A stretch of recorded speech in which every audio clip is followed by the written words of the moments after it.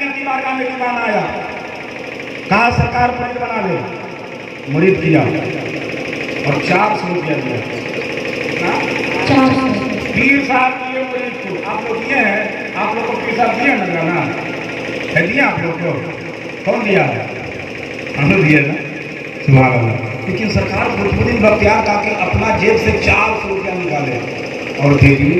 जो पुराना मुरीद सब था खड़ा होकर देख रहा था। अब बताइए जो 10 साल 20 साल पुराना मुरीद होगा, जब वो लिखा देखेगा तो वो खुश होगा ना, तो खुश होगा कि नहीं होगा? इसी से पति कर रहे हैं। फिर इसी से तो माना पड़ेगा, जब बच्चा थे तो देखते थे, जो आता था वो नहीं मजा नहीं जानता, इशारे में समझ गए होंगे।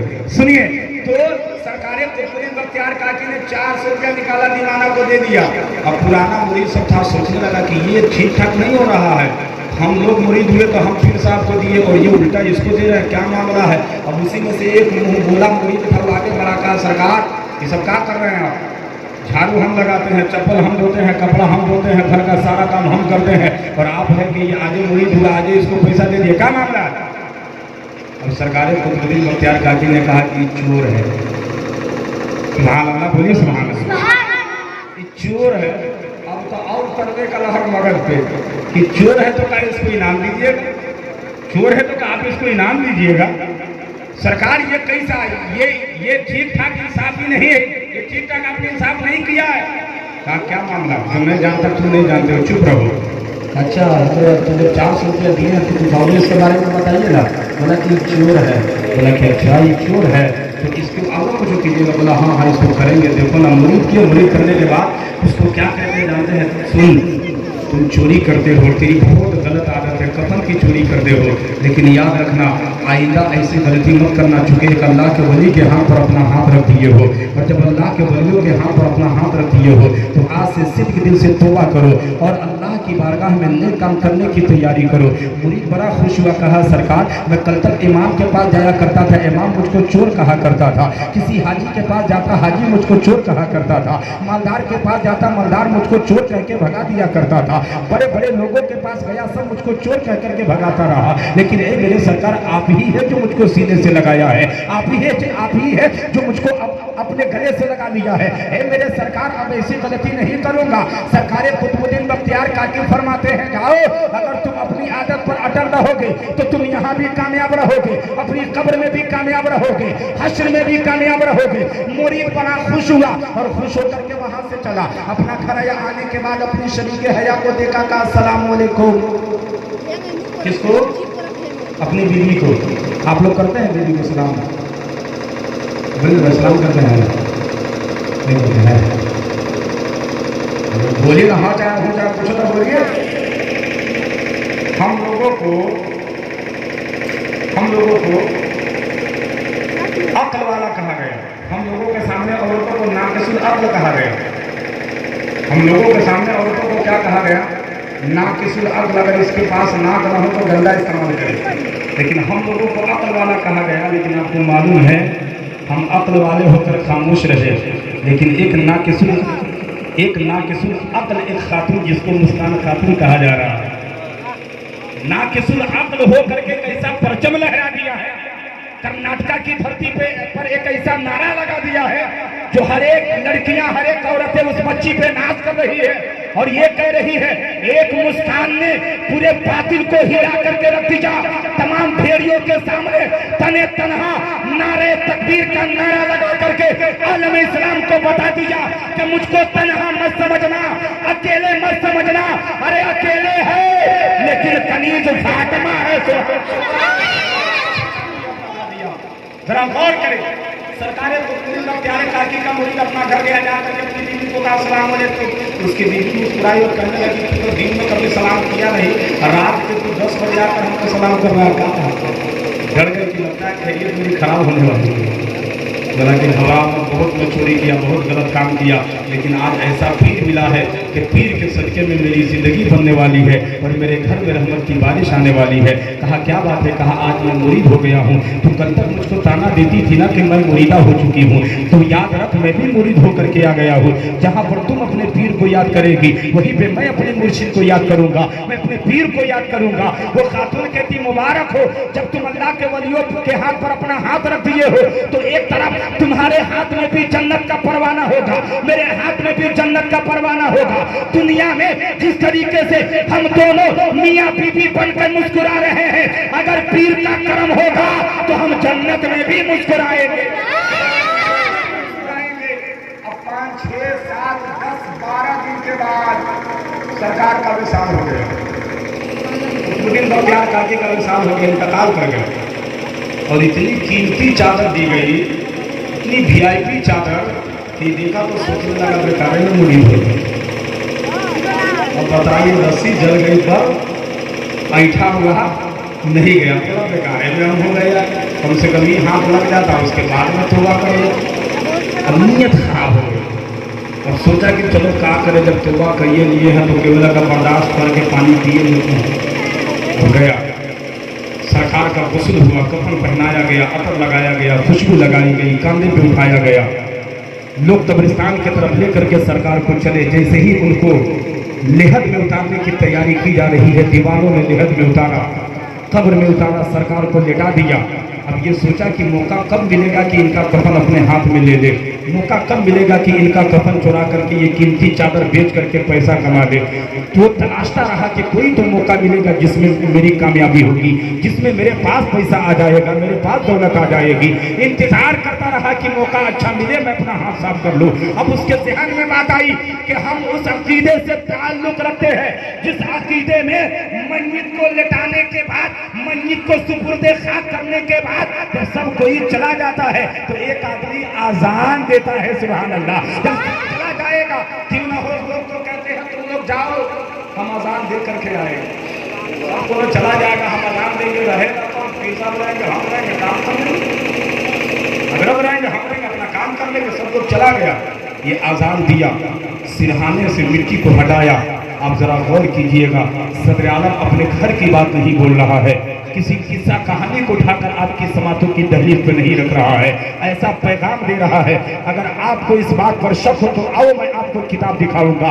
किताब का नाम बुजुर्गों का अकीदा है। आप उस किताब को पढ़ करके देखें, आपको उस किताब में पूरा वाकया मिलेगा। आप पढ़ेंगे, आपकी तबीयत मचल जाएगी। उस किताब में लिखा जिसके ऊपर जिसको मैंने याद करके आपकी बारगाह में तकरीर कर रहा हूँ, सरकार कुतुबुद्दीन बख्तियार काकी का वो मुरीद जब सब कब्रिस्तान से चल दिया है, वो दीवाना कब्र से मिट्टी को हटाया है। हटाने के बाद जैसे ही अपना हाथ उनके कफन के करीब बढ़ाया है, जैसे ही हाथ को बढ़ाया, सरकार उसके हाथ को पकड़ दिए।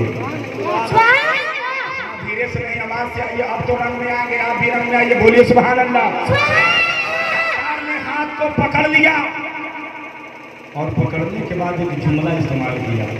जुमला को सुन करके कोई आदमी खामोश नहीं रहेंगे।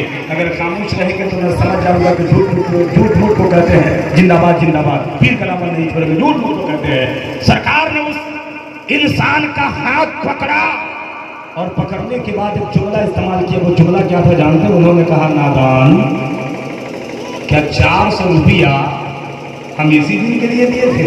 और बुलंद से सुभान अल्लाह। 400 रुपया इसी दिन के लिए दिए थे? तो परेशान हो गया कि ये आवाज कहाँ से आ रही, चारों तरफ देखता आवाज आती, आवाज देने वाला नजर नहीं आता। 2-3 मरतबा आवाज आई, तब जाकर उसके दिमाग में बात करती कि नहीं ये आवाज तो कब्र के अंदर से आ रही है। अब जैसे ही कान लगाया, आवाज आती कि नादान, क्या मैंने तुझे 400 रुपये इसी दिन के लिए दिया था?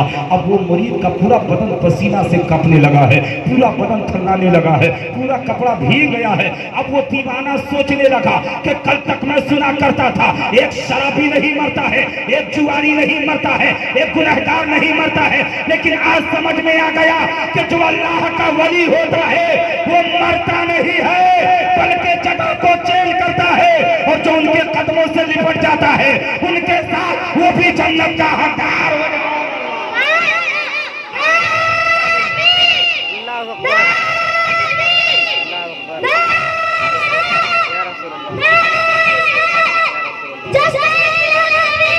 जिंदाबाद।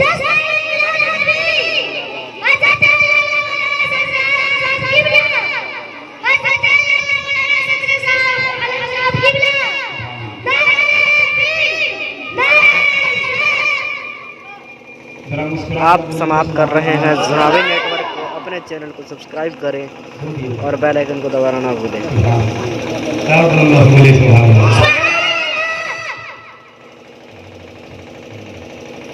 उन्होंने कहा नादान, क्या मैं तुझे 400 रुपये इसी दिन के लिए दिया था? जब देखा कि आवाज़ कमर के अंदर से आ रही है, क्या कहा? अभी तो कांपने लगा, मुँह से आवाज़ निकलेगी कैसे? लेकिन किसी तरीके से हिम्मत उठाया और कहने लगा, सरकार आप तो चले गए, फिर ये आवाज़ कैसी? कहा कि मैंने तुझे पहले कहा था ना कि अपनी बुरी आदत छोड़ दे, गलत आदत छोड़ दे, लेकिन तूने अपनी आदत से बात नहीं आया। कहा सरकार आप तो चले गए, दुनिया जान रही है कि मेरे पीर चले गए, अगर आप इसी तरीके से मेरा हाथ पकड़े रहे ना तो मेरा भी टिकट फाइनल है। अगर ऐसे ही मेरा हाथ आप पकड़े रहे तो मैं भी चला ही जाऊँगा, सरकार छोड़ दीजिए ना।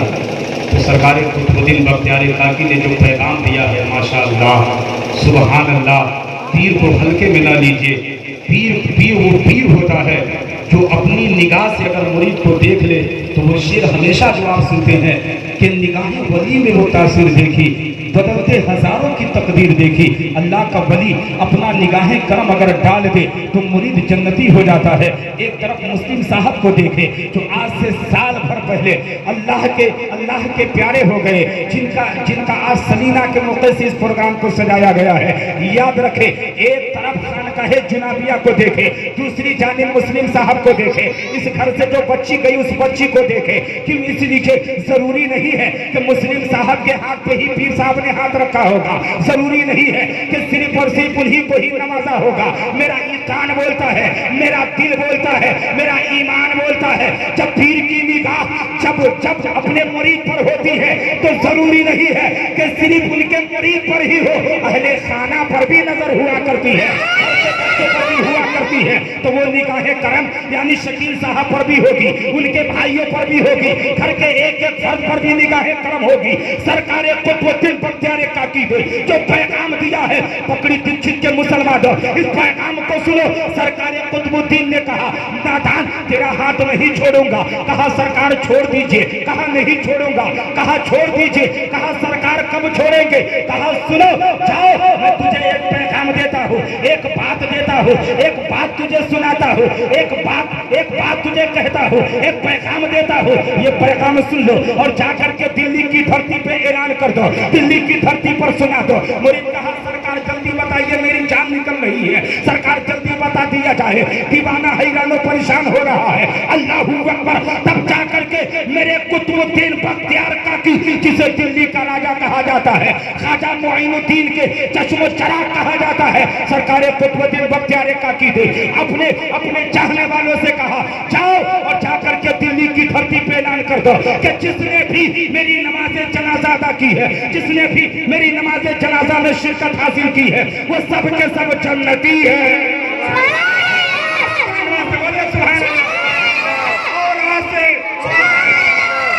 जाओ जाकर के दिल्ली की धरती पे कह दो कि जिसने भी मेरी नमाज जनाजा पढ़ी है सब जन्नती है। जो लोग मेरे नबी की जात पर उंगली उठाते उनसे कह दो, जो मेरे नबी को इनका नहीं कहते उनसे कह दो, जो मेरे नबी को अपने भाई की तरह कहते उनसे कह दो, जो नबी को अपनी तरह कहते उनसे कह दो, मेरे नबी की जात पर उंगली बाद में उठा दा, मेरे नबी के इल्म पर उंगली बाद में उठा दा, मेरे नबी की पावर बाद में समझना, मेरे नबी की जात को बाद में समझना। पहले चलो नबी के गुलामों के गुलाम की बारगाह में चलते हैं, जिन्हें दुनिया सरकार कुतुबुद्दीन बख्तियार काकी कहती है। जब सरकार कुतुबुद्दीन दिल्ली की धरती पे ला करके अपने चाहने वालों को, अपने मस्तानों को, अपने दीवानों को जब जन्नत का टिकट दे सकते हैं, तो जब दिल्ली का कुतुबुद्दीन इतना पावरफुल है तो हिंदुस्तान का राजा कितना पावरफुल होगा, मेरा राजा कितना पावरफुल होगा। अल्लाहू अकबर। इतना सुनना था, चोर बड़ा होश में। सुभान अल्लाह, आवाज से सुभान अल्लाह। और कहने लगा कि चाहे जो हो हम जन्नती है। सुभान अल्लाह। चाहे जो हम जन्नती हैं। अब इसको यूं पलट के कह दिया जाए कलीम भाई, चाहे जो हो मुस्लिम साहब जन्नती है।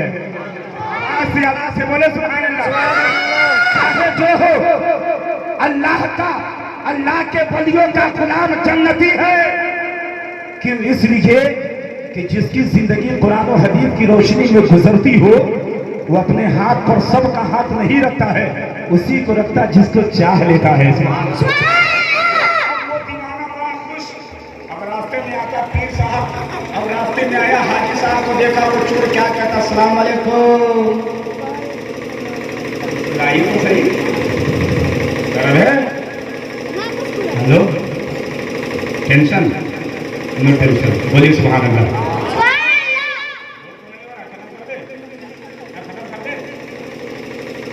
बताइए तो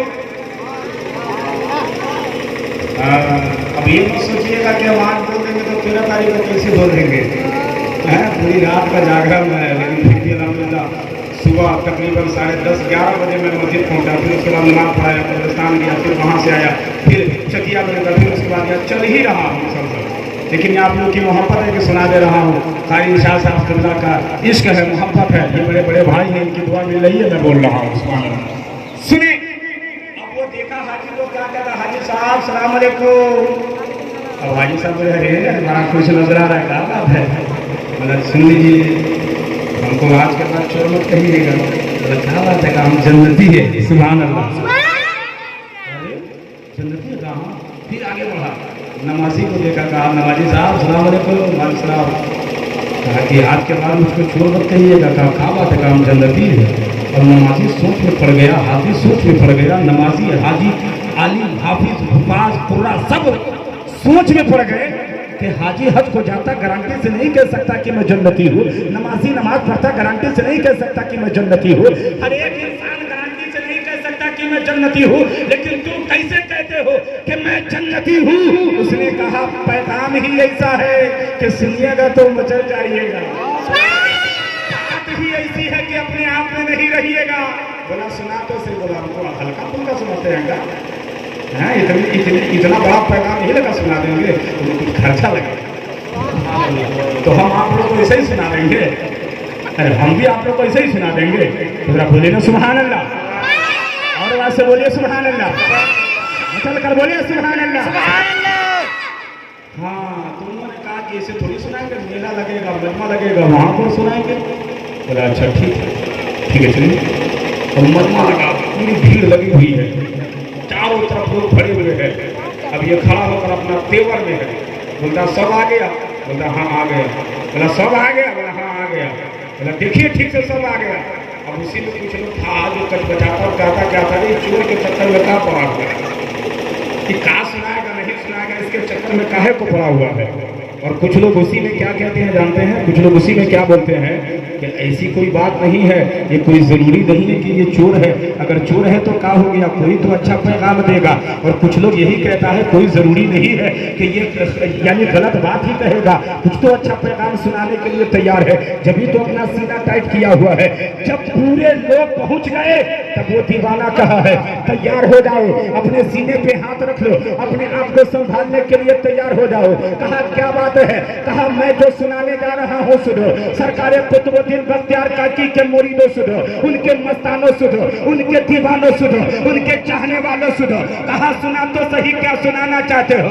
कहा तुम्हें मालूम है कि मैं चोर हूँ, मेरी आदत गलत है, मेरी फितरत गलत है, पूरा दिल्ली जान रहा है, लेकिन आज एक ऐसा पैगाम लेकर के आया हूँ कि सुनोगे तो इश्क में मचल जाओगे। कहा क्या बात है? कहा जब मैं अपने पीर की कफन की चोरी करने की साजिश की जा, उनके कफन चुराने की तैयारी की जा, उनकी तुरबा से मिट्टी को हटा करके अपना हाथ कब्र में डालने की कोशिश की जा, तो मेरे सरकार ने मेरा हाथ पकड़ लिया। मजमा से आवाज आई, हाथ पकड़ा तो क्या हुआ? ये तो मुझे भी मालूम है कि शराबी नहीं मरता है, चुआरी नहीं मरता है, गुनहगार नहीं मरता है, तो जब शराबी नहीं मरता तो अल्लाह का वली कैसे मर सकता है? ये तो मुझे भी मालूम है। आगे तो सुना। कहा सुनो तो सही, जब मैं मिट्टी हटाया कोई नहीं देखा, हाथ बढ़ाया कोई नहीं देखा, कफन पे हाथ डाला, मेरे मुर्शिद से मेरा हाथ पकड़ा और फौरन कहा नादान तुम अपनी गलत आदत से बाज नहीं आओगे, अपनी गलत आदत को छोड़ दे, ये काम करना बंद कर दे। तब मैंने कहा सरकार छोड़ दिया जाए, आज के बाद ऐसी गलत आदत मैं पेश नहीं करूंगा, ऐसा गलत काम नहीं करूंगा। तब मेरे मुर्शिद ने कहा सुनो, जब तुम चाहते ही हो कि आदत को छोड़ दे तो जाओ मेरे दीवानों से कह दो, मेरे मस्तानों से कह दो, मेरे चाहने वालों से कह दो। कहा क्या कहा सरकार ने? तब कहा मेरे मुर्शिद ने कहा है जाओ जाकर मेरे मुरीदों से कह दो, मेरी नमाज़े जनाजा पढ़ने वालों से कह दो कि जिसने भी मेरी नमाज़े जनाजा पढ़ा है कसम खुदा की वो सबके सब जन्नती है, वो सबके सब